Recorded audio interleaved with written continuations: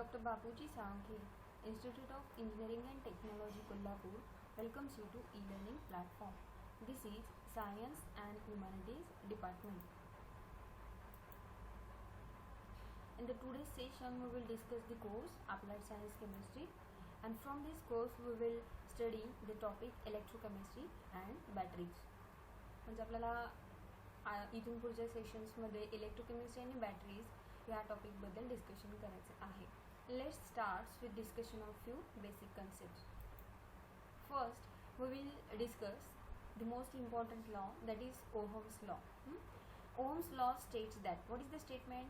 It states that the strength of current passing through conductor is directly proportional to the potential difference applied across the conductor and inversely proportional to the resistance R of a conductor.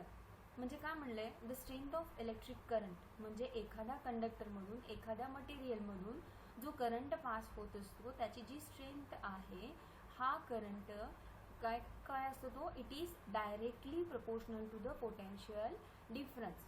हा जो strength of electric current आहे, electric current हा potential डिफरन्सशी directly काय आहे, proportional आहे. म्हणजे आपण त्या कंडक्टरच्या अक्रॉसचं पोटेन्शियल डिफरन्स जसं वाढवेल तसं इलेक्ट्रिक करंटची स्ट्रेंथ काय होणार आहे, वाढणार आहे. Because strength of electric current और current is directly proportional to the potential difference and inversely proportional to the resistance of conductor. आणि तो इन्व्हर्सली प्रोपोर्शनल कशाला आहे, तर रेजिस्टन्स ऑफ कंडक्टर. आता रेजिस्टन्स म्हणजे काय, आपण प्रिव्हियस सेशन्स म्हणजे आपण 10th पर्यंत पण डिस्कस केलं असेल.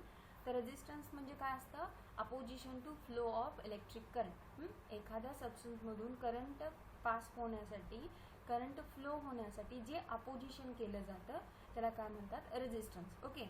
आणि इलेक्ट्रिक करंट हा रेजिस्टन्सला काय असतो, इन्व्हर्सली प्रोपोर्शनल असतो. हेच आहे ओहम्स लॉचं statement. That is, strength of electric current passing through conductor is directly proportional to the potential difference applied across the conductor and inversely proportional to the resistance of a conductor. आता हेच जर आपल्याला mathematically represent करायचं असेल तर आपण काय म्हणू शकतो, I is directly proportional to E and I is inversely proportional to the R. And from these 2 points we can conclude the Ohm's law, I is equal to E upon R. Okay. आता इथं I काय म्हणले बघा, I is the strength of electric current and E is the potential difference in volts and R is the resistance measured in ohms. Okay. म्हणजे काय बघा, या स्टेटमेंटनुसार I म्हणजे electric current is directly proportional to potential difference E. आणखी दुसरं या स्टेटमेंटचा अर्धा पोर्शन काय सांगतो आपल्याला, I is inversely proportional to the resistance. म्हणजे करंट हा रेजिस्टन्सला काय आहे, इन्व्हर्सली प्रोपोर्शनल आहे. मग या दोघांच्या वरून आपण काय सांगू शकतो, I is equal to E upon R. म्हणजे आपण हा ओम्स लॉ काय सांगतो, I is equal to E upon R. Now we will see the conductance. It is the potential of a substance to conduct electricity. Conductance म्हणजे काय आहे, एखाद्या मटेरियलची करंट कॅरी करण्याची जी क्षमता असते त्या क्षमतेला आपण काय म्हणू शकतो, potential. That is conductance. Okay. बघा, it is the potential of substance to conduct the electric current. म्हणजे एखाद्या मटेरियलची इलेक्ट्रिक करंट कॅरी करण्याची जी काही क्षमता आहे, जी काही कपॅसिटी आहे, जे काही पोटेन्शियल आहे त्याला आपण काय म्हणणार आहे, कंडक्टन्स म्हणणार आहे. Conductance is measure of how easily electric current can pass through a material. म्हणजे कंडक्टन्सवरून आपण काय सांगू शकतो, तर एखाद्या मटेरियलमधून किती इझिली इलेक्ट्रिक करंट पास होऊ शकतो. म्हणजे काय, आता एखाद्या मटेरियलचा कंडक्टन्स जास्त आहे म्हणजेच काय, तर करंट कॅरी करण्याची त्याची क्षमता काय असणार आहे, जास्त असणार आहे. लक्षात येते का, एखाद्या मटेरियलचं कंडक्टन्स कमी आहे म्हणजे काय, त्याची इलेक्ट्रिक करंट कॅरी करण्याची क्षमता काय असणार आहे, कमी असणार आहे. Okay. And it is the inverse of resistance. म्हणजे कुठल्याही सबस्टन्सची करंट कॅरी करण्याची क्षमता आहे ती कशाला इन्व्हर्स आहे किंवा कशाच्या अपोजिट आहे, रेजिस्टन्सच्या. ओके. म्हणजे रेजिस्टन्स म्हणजे काय असतं, तर opposition to the flow of electric current. बरोबर आहे. रेजिस्टन्स म्हणजे काय आहे, opposition to the flow of electric current. म्हणजे कंडक्टन्स हा ऑफकोर्स रेजिस्टन्स हा काय असणार आहे, इन्व्हर्स असणार आहे. म्हणून आपण काय इक्वेशन देऊ शकतो बघा, conductance is equal to 1 upon R. 1 upon R म्हणजे इनवर्स ऑफ रेझिस्टन्स. रेझिस्टन्सच्या तो काय असतो, अपोजिट असतो. मग आपण कंडक्टन्सचं युनिट पण सांगू शकतो. It is ohm, inverse or mhos. रेझिस्टन्सचं युनिट असतं ओहम. आता कंडक्टन्स हा रेझिस्टन्सचा इनवर्स आहे, म्हणून त्याचं युनिट सुद्धा काय होणार आहे, इनवर्स होणार आहे. म्हणून आपण काय म्हणलं, कंडक्टन्सचं युनिट काय म्हणलं, ओहम इनवर्स, किंवा तुम्ही त्याला काय म्हणू शकता, मोज असं म्हणू शकता. And conductance is nothing but the potential of a material to conduct the electricity. Now we will discuss the resistance. आता आपण कंडक्टन्स म्हणजे काय हे बघितलं. Now we will see what is mean by resistance. Resistance is a measure of opposition to flow of current in an electric circuit. म्हणजे एखाद्या मटेरियलमधून current pass होण्यासाठी जे काय अपोजिशन असतं, त्या अपोजिशनला काय म्हणायचं, रेझिस्टन्स. आता बघा, आपण इलेक्ट्रिक वायर कन्सिडर केली. इलेक्ट्रिक वायरमधनं करंट काय होतं, पास होतोय. पण वूडमधनं करंट पास होतो का, लाकडामधून करंट पास होतं का, नाही आहे. कारण का, वूड मटेरियलमध्ये opposition to flow of current काय आहे, जास्त आहे. म्हणून त्यातनं करंट काय होत नाही, पासच होत नाही. The resistance R of a conductor of uniform cross section is directly proportional to its length and inversely proportional to the area of cross section. Resistance म्हणजे आपण काय बघितलं, it is the opposition to the flow of current. आणि पुढं काय म्हणलंय, तर एखाद्या मटेरियलचा रेझिस्टन्स हा काय असतो, it is directly proportional to its length and inversely proportional to area of cross section. म्हणजे त्या मटेरियलच्या लेंथला रेझिस्टन्स काय असतो, डायरेक्टली प्रोपोर्शनल असतो. आणि एरिया ऑफ क्रॉस सेक्शन, त्याचा एरिया ऑफ क्रॉस सेक्शनला काय असतो, तो इनवर्सली प्रोपोर्शनल असतो. Okay, therefore R is directly proportional to L upon area. Okay, आता हे जे एल वापरले, एल म्हणजे काय, length of conductor in centimetre. Okay, आणि ए म्हणजे काय आहे, एरिया ऑफ क्रॉस सेक्शन. म्हणून आपण त्या दोन्ही इक्वेशन्स मर्ज करून काय म्हणलं, R is directly proportional to length upon area. R is proportional to length upon area, म्हणजे हा लेंथची काय झाला, डायरेक्टली प्रोपोर्शनल झाला. आणि क्रॉस सेक्शन एरियाशी तो काय झाला, इनवर्सली प्रोपोर्शनल झाला. If we have to remove this proportionality sign, we can introduce the constant term. आपल्याला हे प्रोपोर्शनॅलिटी साइन रिमूव्ह करायचं असेल तर आपल्याला कॉन्स्टंट इंट्रोड्यूस करावा लागतो.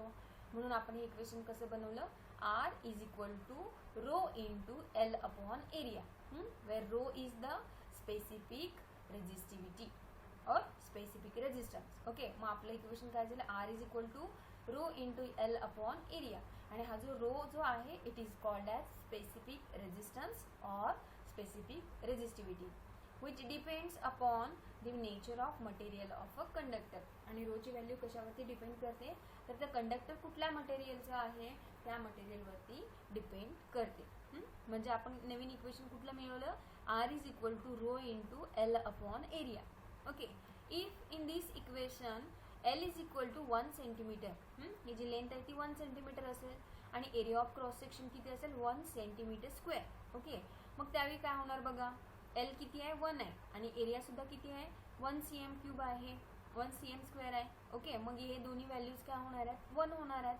मग त्यावेळी इक्वेशन काय होणार, R is equal to rho होणार. लक्षात आलं का, म्हणजे त्या कंडक्टरची जेव्हा लेंथ 1 सेंटीमीटर असते आणि त्याचा एरिया ऑफ क्रॉस सेक्शन सुद्धा 1 सेंटीमीटर स्क्वेअर असतो, त्यावेळी आर काय असतं, रो इतकं असतं. म्हणजे त्या मटेरियलचा रेझिस्टन्स आणि त्याची स्पेसिफिक रेझिस्टिव्हिटी काय असते, इक्वल असते. म्हणून आपण काय सांगू शकतो, therefore specific resistance is defined as the resistance of uniform column of a material of the conductor having length of 1 centimetre and a cross section of 1 centimetre square. मग आपण स्पेसिफिक रेझिस्टन्सची डेफिनेशन काय सांगितली, स्पेसिफिक रेझिस्टन्स हा resistance इतकाच असतो, एखाद्या कंडक्टरच्या resistance इतकाच असतो, केव्हा, जेव्हा त्याची लेंथ काय असेल, 1 सेंटीमीटर असेल आणि त्याचा एरिया किती असणार आहे, 1 सेंटीमीटर स्क्वेअर इतका असणार आहे. आता जर आपल्याला स्पेसिफिक रेझिस्टिव्हिटीचं युनिट डिराईव्ह करायचं असेल तर आपण सांगू शकतो बघा, युनिट आपल्याला फॉर्म्युला काय माहिती आहे, we know that R is equal to rho into L upon area. We have to find out the unit of rho. Therefore आपण रोला काय केलं, एका साईडला घेतलं. आता काय बघा, आर इंटू ए अपॉन एरिया. रो इथं कॉन्स्टंट राहिल्यामुळे ही टर्म फक्त आपण या बाजूला घेतली. म्हणजे एल अपॉन एरियाचं काय होणार, area upon L, that is area upon length. Okay. आता unit of R resistance is ohm. एरियाचं युनिट काय आहे, सेंटीमीटर स्क्वेअर, आणि length is measured in centimetre. मग याचं युनिट काय झालं, स्पेसिफिक रेजिस्टिव्हिटीचं ओहम सेंटीमीटर. लक्षात आलं का. आपल्याला परीक्षेमध्ये वेगवेगळे युनिट्स विचारले जाऊ शकतात. म्हणजे what is the unit of conductance, तर कंडक्टन्स युनिट आपण सांगू शकतो ओहम, इनवर्स और मोल्स. तसं स्पेसिफिक रेजिस्टन्स और स्पेसिफिक रेजिस्टिव्हिटीचं युनिट काय आहे, ohm centimetre. Okay. Now we will discuss about the specific conductivity or specific conductance and that is called as a kappa. जसं आपण स्पेसिफिक रेजिस्टन्स बघितलं तसंच दुसरी कन्सेप्ट काय आहे, स्पेसिफिक कंडक्टन्स और specific conductivity. and the unit of specific conductivity is kappa and it is represented by symbol small k.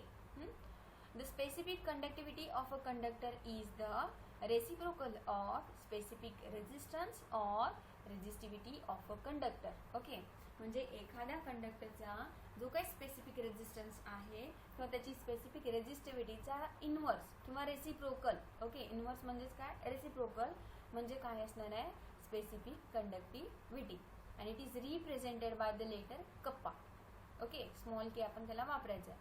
आता आपण हेच मॅथमॅटिकली सुद्धा दाखवू शकतो बघा. We know that R is equal to rho into L upon area. आपल्याला माहिती आहे रेजिस्टन्स इज इक्वल टू काय आहे, rho into L upon area. मग रो म्हणजे काय आहे, स्पेसिफिक रेजिस्टिव्हिटी. पण आताच आपण डेफिनेशननुसार काय म्हणलं तर specific conductivity he reciprocal of काय आहे, स्पेसिफिक रेजिस्टन्स आहे. म्हणजे हे दोघं एकमेकांशी काय आहेत, इनवर्स आहे, रिव्हर्स आहे. ओके. म्हणजे आपण इथं काय म्हणू शकतो, rho is equal to 1 upon K. म्हणजे specific resistivity is reciprocal of specific conductivity. हे दोघं एकमेकांच्या इनवर्समध्ये आहेत ना, म्हणजे रेसिप्रोकल सेम बट अपोजिट. लक्षात आलं का. म्हणजे आपण काय म्हणू शकतो, rho is equal to 1 upon K. मग हेच व्हॅल्यू आपल्याला काय करायचे, इथं पुट करायचे. मग हे इक्वेशन काय होणार बघा, R is equal to rho म्हणजे काय झालं 1 अपॉन के, रेसिप्रोकल आहे ना म्हणून, इंटू काय येणार, length upon area as it is. Okay. मग के इज इक्वल टू काय आलं बघा, K is equal to 1 upon rho आहे. देअरफॉर आता आपल्याला काय करायची, के ची व्हॅल्यू काढायची. म्हणजे केला आपण काय घेणार, इकडे घेतलं आणि हे आर कुठे जाईल, इथं जाईल. म्हणजे के ची व्हॅल्यू काय आली बघा, 1 upon R into length upon area. 1 upon R म्हणजे काय, रेजिस्टन्सचा inverse, that is ohm inverse. आणि लेंथ अपॉन एरिया म्हणजे काय, centimetre divided by centimetre square म्हणजे सेंटीमीटरचा इनवर्स. लक्षात आलं का. म्हणजे स्पेसिफिक कंडक्टिव्हिटी किंवा स्पेसिफिक कंडक्टन्स कप्पाचे युनिट काय आलं, ओहम इनवर्स आणि सेंटीमीटर इनवर्स. आता मगाशी आपण स्पेसिफिक रेजिस्टिव्हिटीचं युनिट डिराईव्ह केलं होतं बघा, ते काय आलं होतं, ओहम सेंटीमीटर. ओके.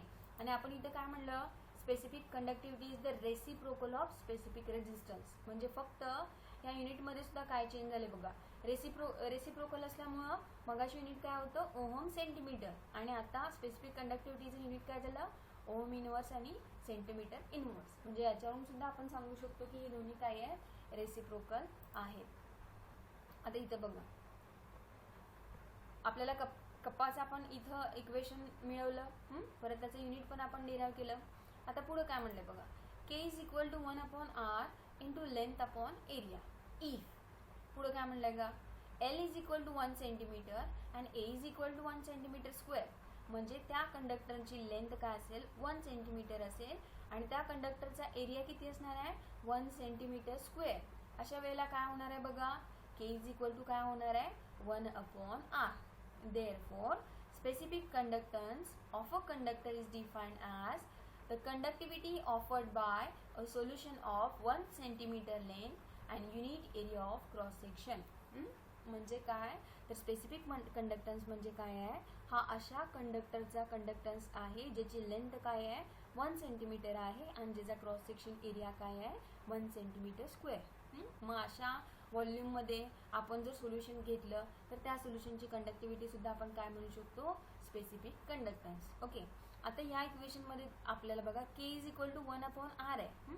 मग 1 upon R reciprocal of resistance कोण आहे बघा, रेजिस्टन्सच्या अपोजिट कोण आहे, कंडक्टन्स. म्हणजे के स्पेसिफिक कंडक्टिव्हिटी ही कंडक्टन्स इतकी असणार आहे. कधी, जेव्हा त्या कंडक्टरची लेंथ काय असणार आहे 1 सेंटीमीटर असणार आहे आणि त्याचा एरिया ऑफ क्रॉस सेक्शन काय असणार आहे 1 सेंटीमीटर स्क्वेअर. म्हणजे तेच आपल्याला इथे सांगितलं बघा. जेव्हा एखाद्या सोल्युशननं किंवा एखाद्या कंडक्टरची लेंथ 1 सेंटीमीटर असेल आणि त्याचा cross section area 1 centimetre square असेल तर त्यावेळी त्याची स्पेसिफिक कंडक्टिव्हिटी ही त्याच्या कंडक्टन्स इतकी असते. Okay. In short, specific conductance kappa is the conductance of a 1 centimetre cube of a solution of an electrolyte. म्हणजेच काय स्पेसिफिक कंडक्टन्स म्हणजे आपण काय सांगू शकतो तर 1 सेंटीमीटर क्यूब इतकं व्हॉल्यूम असलेल्या सोल्युशनची जी काय कंडक्टिव्हिटी असणार आहे त्याला काय म्हणायचं आहे specific conductance. And it's unit is ohm inverse and centimetre inverse. मग अशी पण आपण डिराईव्ह केलं बघा ओम इनवर्स आणि सेंटीमीटर इनवर्स. Okay, thank you. बघा परत एकदा आपण रिवाइज करूया. आज आपण कुठल्या कुठल्या कन्सेप्ट डिस्कस केल्या त्याच्यामध्ये आपण ओम्स लॉ डिस्कस केलं. As per the Ohm's law strength of electric current is I. आपण त्याला सिम्बॉल काय वापरला I is equal to E upon R.